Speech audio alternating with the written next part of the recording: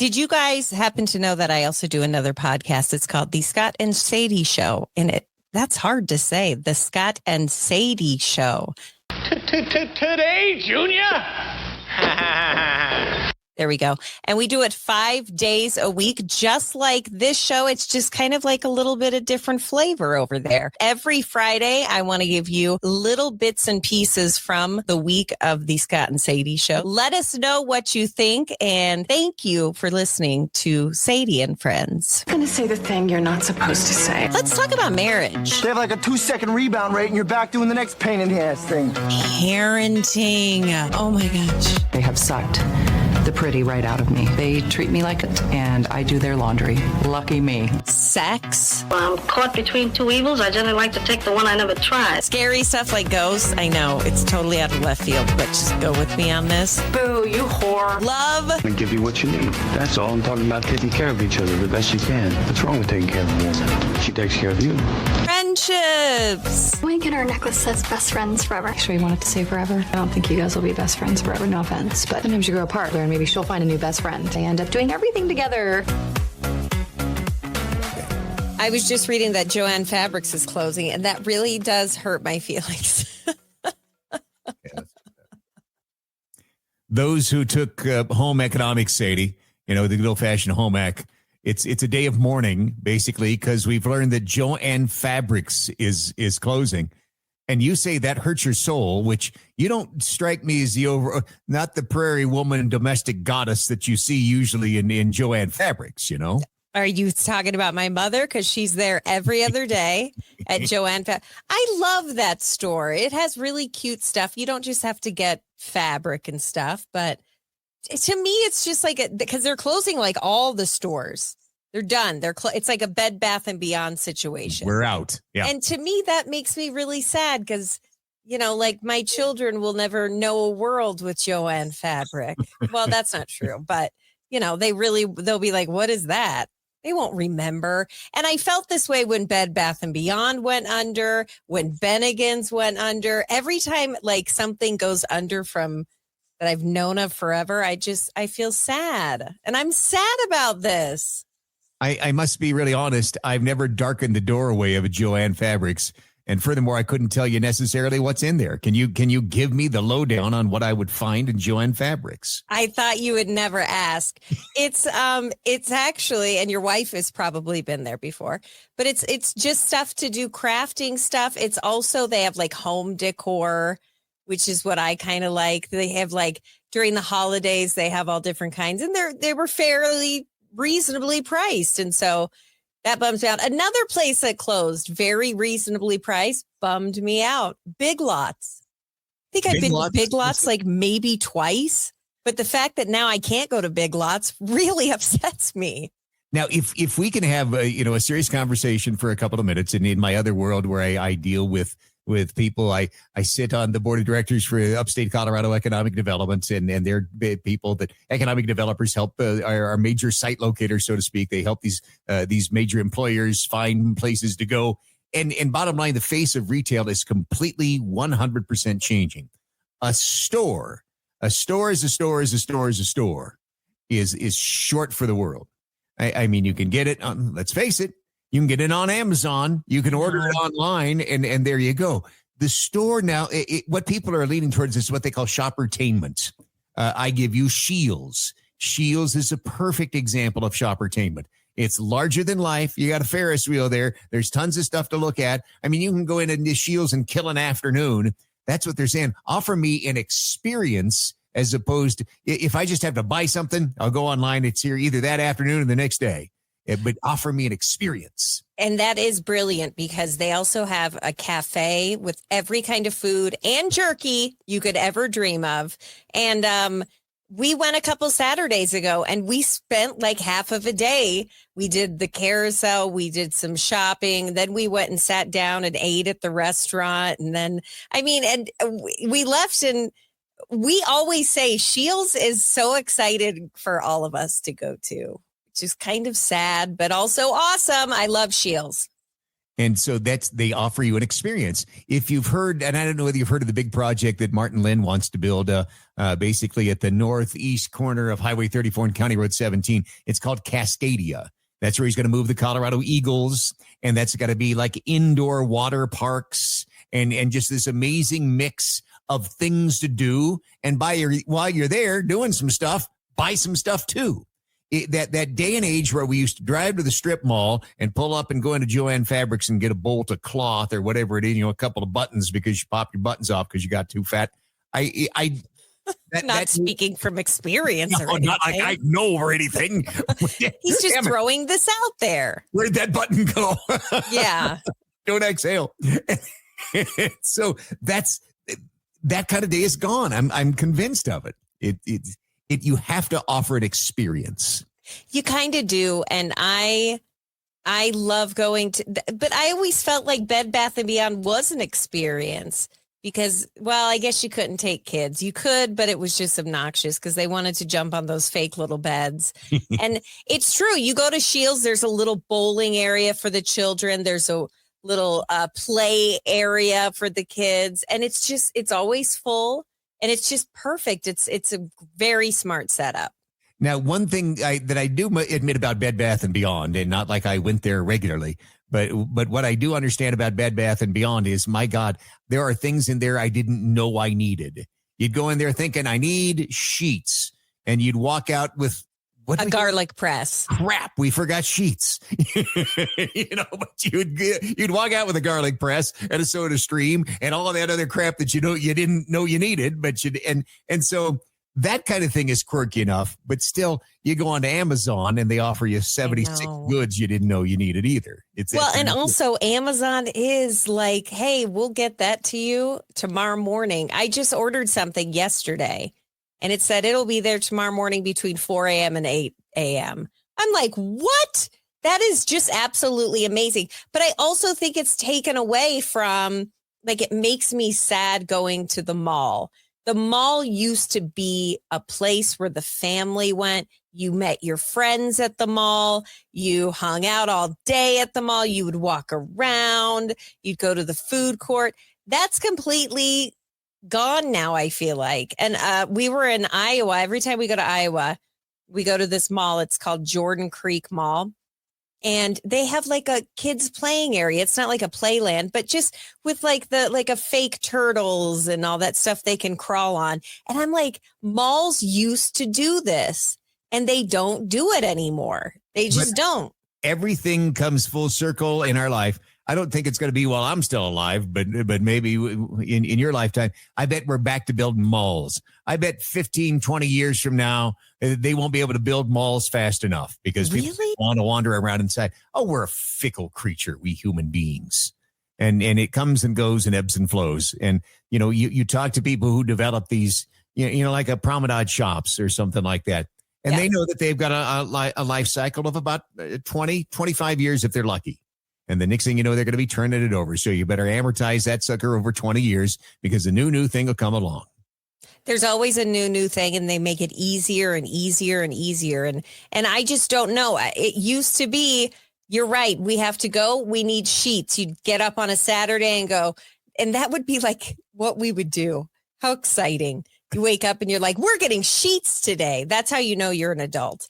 And, but then you drive around, you go to Target and look at their sheets and let's go to Bed Bath & Beyond. I have that 40% coupon. My mom had so many 40% coupons, she could make it rain like she's at a strip club. It's out of control. I'm convinced that's why Bed Bath & Beyond went out of business. Convinced. Is because they had more 40 and 50 and 60% coupons out there. It's just like they were paying you money as you walked out. They were like, here's that soda stream and $12. And the set of sheets. Yes. Yeah, but that's what made it so. I just see a lot of stores really go downhill. And I know that this is an age thing and I'm about to say something, but I remember when, for example, I remember when the Old Navy was built and I remember how excited everyone was. We're getting an Old Navy. It glistened in the night, $12 jeans inside. Everybody waited out in line and we were cold, but we were like, it's Old Navy. And now it's just kind of a beat up store, man. And I go into Old Navy and there's no one really in there. And I just get really sad because I think, oh, are you going to be next, Old Navy? Are you going to drop off the map? I hope not. Part of the reason that these places are going away, as I talk to people who kind of deal with these places, is the difficulty in workforce. That you say that nobody's in there. If you can get somebody to fog a mirror that'll actually go to work for whatever they're paying there at Old Navy, there's more of a chance that they're going to turn off a customer than assist them. They say workforce development is so hard, and to try to find somebody that will do that anymore, they say, well, we can just automate it all and have an online store. Isn't that good? You know what? But I will say it is just hard to own a small business. I'm going to give a shout out to my friend who owns a store in Wellington called Thistle.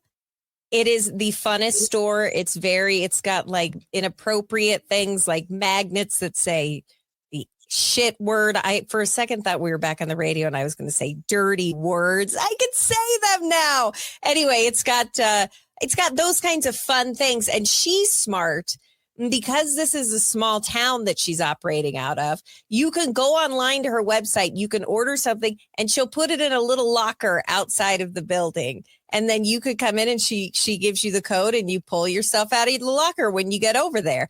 And I think that's so smart. And I think that small business owners have to continue to come up with different ways to make it easy for people, because Amazon has made it easy. Temu. I get made fun of so much for the whole Temu thing.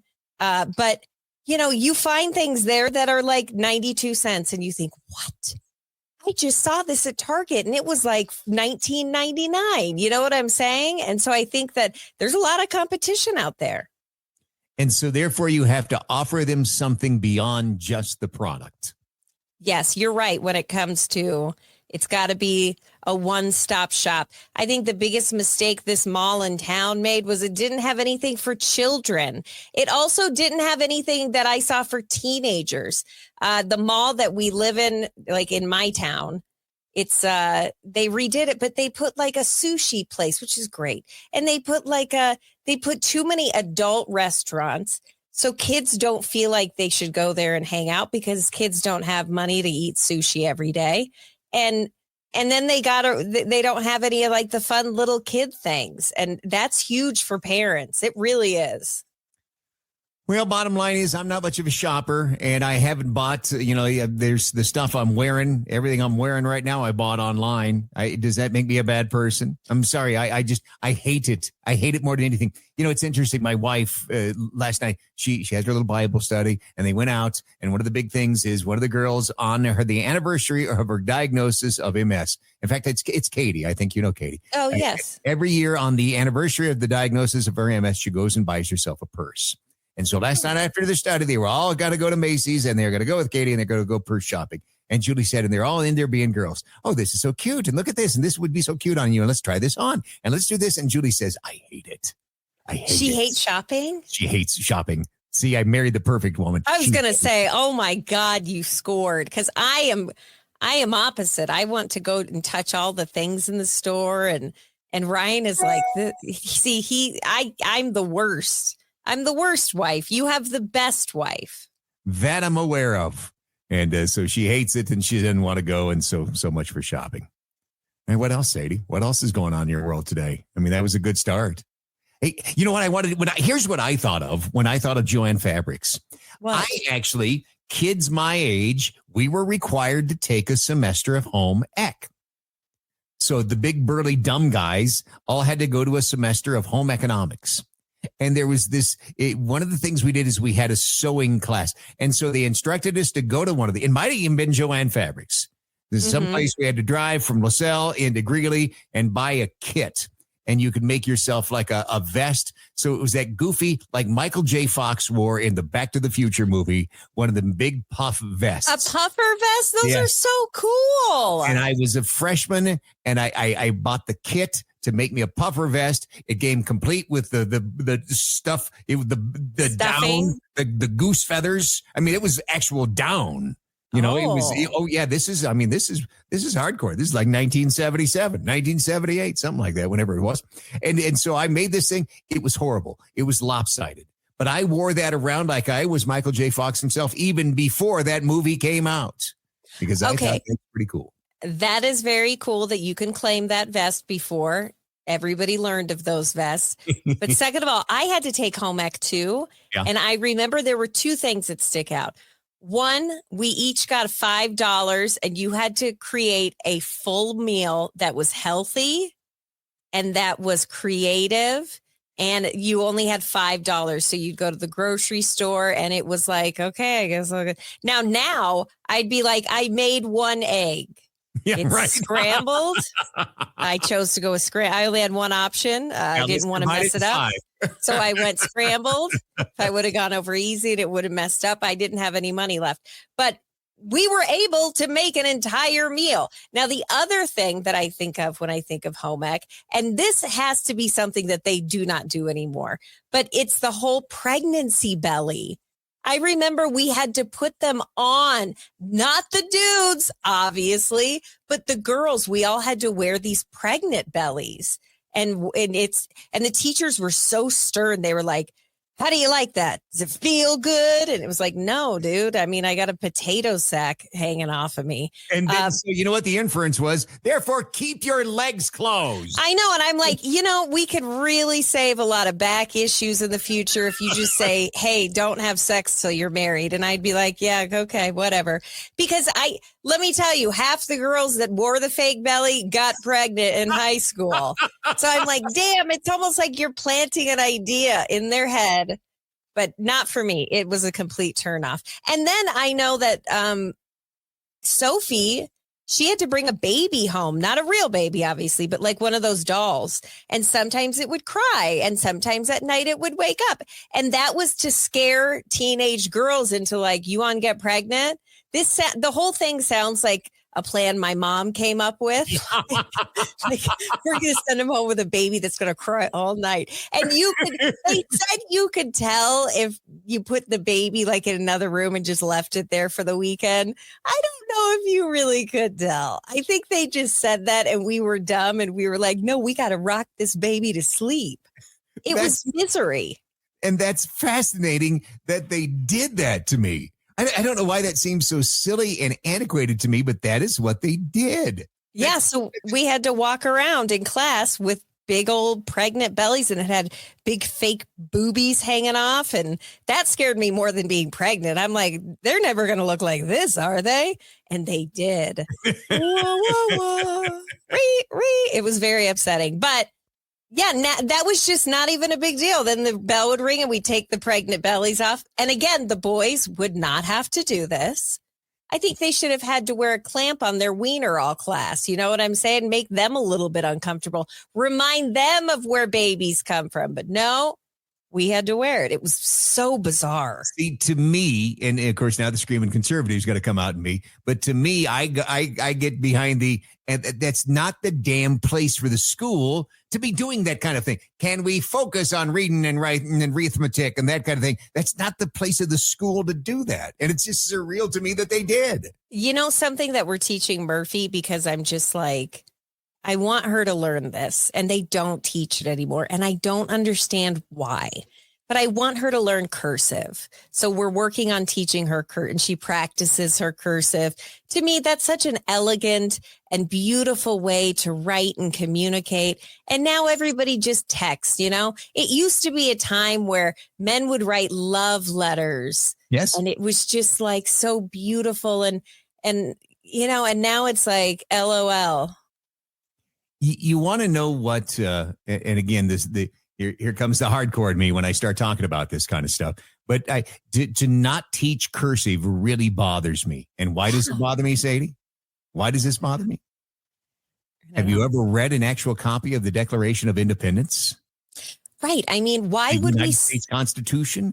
That is the language. That is the writing style in which those foundational documents are written. How can you, as a member of this nation, as a citizen of this nation, how can you not know how to read the script in which your founding documents were created? I really have a problem with that. What's so weird is to think now as an adult, I can write in cursive, but it's weird that it's almost like what do they call those? Like forgotten languages. It's a hieroglyphic. Yeah, where Murphy's like, what's that? And I'm like, you're never going to believe that.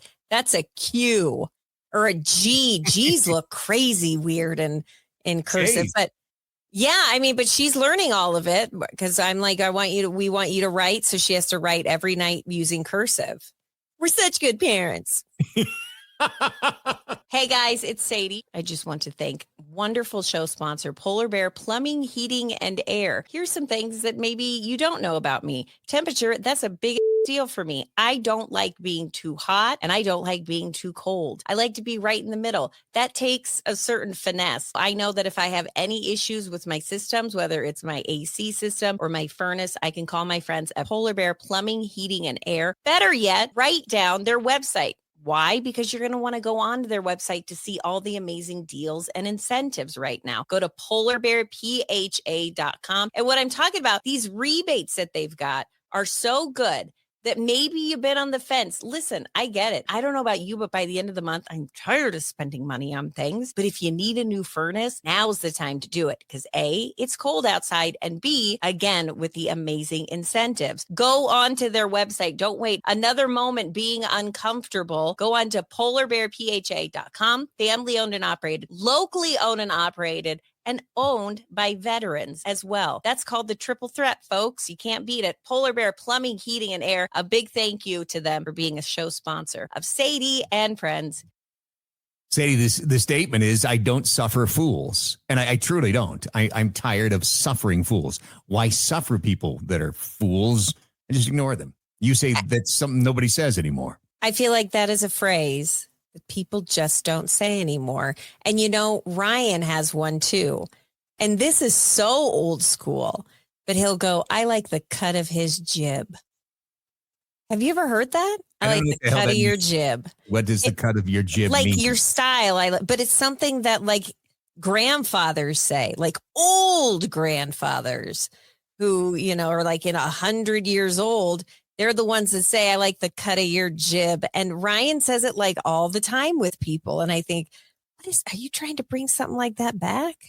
You know what I like? I like when you meet somebody, they ask, how do you do? They I make like that too. statement, how do you do? And the proper response is, I do very well. How do you do? Yeah, I didn't know that. I'm just like, great. No, I do say, I'm. Well, you know what? You actually taught me that because I remember you would say like, how are you? And I'd go, good. And you'd go, no, you say, I'm well. I am well. How are you? And yes. So now I do that where people say, how are you? I say, I'm well. How are you? You've programmed my brain. It only took 16 years of sitting with you. Thank you. I'm doing very well. Thank you. Thank you for asking. How are you? And oh, no, I was just giving an example. You don't have to me. That's a statement of, how are you? I'm good. I didn't ask if you were good at what, washing the floor. I don't like, how are you? I'm good. Well, what are you good at? You are well. You are feeling well. Thank you for asking. And see, I'm weird. And another thing that just drives me crazy when you, excuse me, hang on. When you're walking around the grocery store or wherever, and you encounter somebody and somebody steps in front of you and they look at you and say, sorry. And here's what I always say. Don't be sorry, be excused. Oh, God, you do not. Do you really? I absolutely say that. It's not like you owe me an apology because we are two humans that interacted in a grocery store or something like that. You owe me no apology. Just simply ask to be excused. So, and so if I encounter somebody like that, oops, I stepped in front of them, they say, excuse me. And then the proper response is you're excused. Oh, see, we live in a world where I think we've lost all that dialogue. But, Scott, you're like, and then they say this, and then you say this, then they're going to come back with this, and you better say this. And I'm like, what? For somebody, I drives me. And this is me getting older and older. This is what happens when you get older. When somebody will, accidentally walk in front of you and say, sorry. You owe me no apology because we are two humans that interacted on this planet. Just simply say, excuse me, please excuse me. Right. But what I'm saying is we're also, listen to us, every episode, I swear we complain about something we're losing. But today I let a chick in. She went 2 lanes over and I still out of kindness let her in. You know what I didn't get, Scott? Didn't get the wave? Didn't get a wave. And I had Cooper in the car with me and I'm like, wave, wave, wave. And then they pull off and I go, you see that? This is where we're at now. No one waves at each other when they let them into traffic. That's one thing where I hope when I'm on my deathbed and I'm about to croak, I hope all my kids are car wavers. You know what I mean? That's all I want is for them to acknowledge and wave. It's so important. And people used to do it. They don't do it anymore. Okay. This is turning into the old person show. I feel like that so much. I feel like I'm just an old guy. And just there are certain things that I do that are so old. For example, the cell phone. I've got the Apple iPhone 1792 or whatever this is, and it's the big one. It's the big one because I have trouble seeing anymore, and I do a lot of work on it. I do more tapping and typing and emails and text than I do actual phone conversations. But when somebody wants to talk to me, I won't put it in my ear. I hate holding the darn thing in my ear like this. I hate it. So I put them on speaker, and I set the phone down. Now, I will not be that guy. I will not be that guy that walks around in public, though, with it on speaker. Now, do you remember that really hot, sexy time in life where people would wear those earpieces? And I'm not talking about like, your headphone. Yeah. I'm talking about before that, where it was like, it was like a big earpiece. And people would walk around the store and be like, yeah, I don't know. I gave him a call the other day. And it was like everyone could hear that you're trying to get attention from taking this call. We all see you, sir. You have a phone that has an earpiece. That's amazing. But I'm glad that that's kind of something that. But then the guy, he never took it off. Never. Yeah. That was weird. That's weird. In the morning, when he got up, he would put on his pants and his boots, his chain drive wallets, and he'd clip that earpiece in, and it would stay there all day, whether he's talking on the phone or not. We all know this guy. I'm like, we're in Walmart. What are you wheeling and dealing? Some business? We're in the middle of Walmart. I just wanted to yell that to whoever he's talking to. We're in Walmart. Don't let this guy try to all high horse you. If you are yakking on the phone and you pull into the parking spot of your destination, do you sit in your vehicle to finish your conversation, or do you get out and continue talking? I sit and finish. That's exactly what I do. Nobody has to hear me get out of the car and start walking into the store and continue that conversation in the store. I wrap it up before I even get out of the vehicle. See how we are? We're so efficient and respectful. See, that's what it is. And respectful. All right, everybody. Thank you so much for listening to today's episode of Sadie and Friends. Be sure to set it to automatic download and follow on all social media. I also post a lot of clips on our YouTube channel, so go and check that out. Just search for Sadie and Friends. It's just that easy. And one more time, I just have to give a big thank you to show sponsor number 3. I love them so much. It's Garage Door Service and Sales, and they may be the third one that I'm talking about today, but they're always going to be one of number ones in my heart. The other 2 are number ones as well. Does that make sense? Let's talk about garage doors, or let's talk about estate gates. Whether you need something fixed, you need something put up, you need something brand new, or whatever your needs are. If they're garage door related, Garage Door Service and Sales, reach out to my friend Patrice and Tony. Give them a call today. Garage Door Service and Sales, a proud sponsor of the Sadie and Friends podcast.